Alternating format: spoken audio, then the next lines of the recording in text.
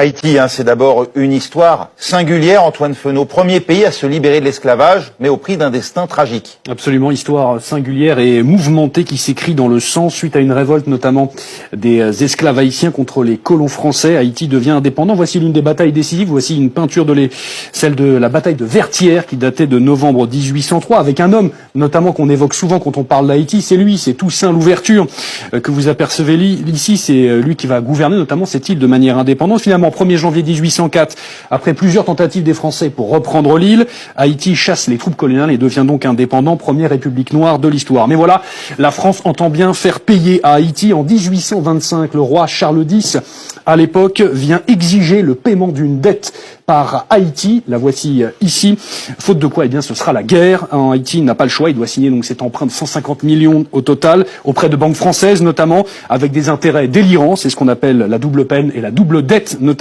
Haïti n'a pas les ressources pour payer. Petit saut en avant, en arrivant en fin juin 1915. Cette fois-ci, ce sont les Américains, les Marines américains qui arrivent sur l'île pour restaurer l'ordre.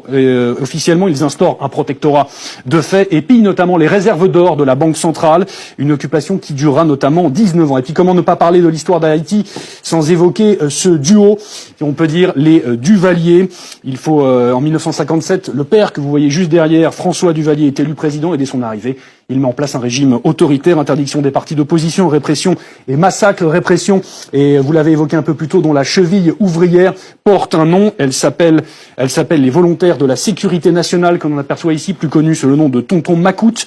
Une milice armée et soutenue également en secret, il faut bien le dire, par les Américains et la CIA au nom de l'anticommunisme en plein macartisme. En 1971, Baby Doc, le fils, comme on l'appelle, succède à Papa Doc décédé, Jean-Claude Duvalier, qui prend la succession. Instabilité et violence politique avec un nouvel exemple. Vous l'avez également évoqué avec l'assassinat en 2021.